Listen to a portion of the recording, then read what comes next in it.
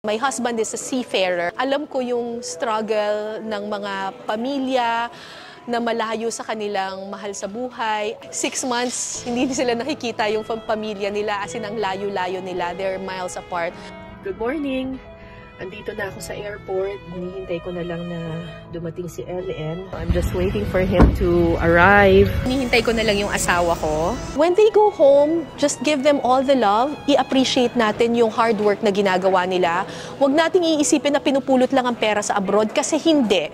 Hindi siya pinupulot. Pinaghihirapan siya. And kapag nagpadala ng pera sa atin, yung ating mga asawa, yung ating nanay, yung ating tatay, talagang pakaingatan natin ito, i-invest natin, gamitin natin sa tama, kasi pinaghirapan ito ng ating mga mahal sa buhay. At dito na!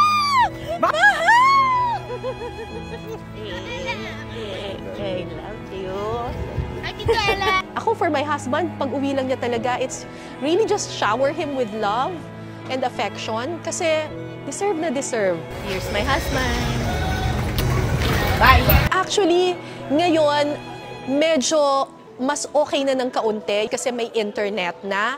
So, everyday, kahit papano, nakakapag-usap kayo ng asawa mo. Pero, iba pa rin eh. Iba pa rin yung nahahawakan mo, iba pa rin yung nakikita mo talaga yung asawa mo, iba pa rin siya talaga. So, malungkot talaga. And ramdam na ramdam ko yun.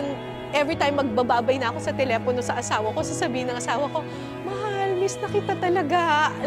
Alam mo yun? Tapos sasabihin ko, konting tiis na lang, mahal. Ilang buwan na lang. I-appreciate natin sila kasi ang hirap magtrabaho ng malayo sa mahal sa buhay.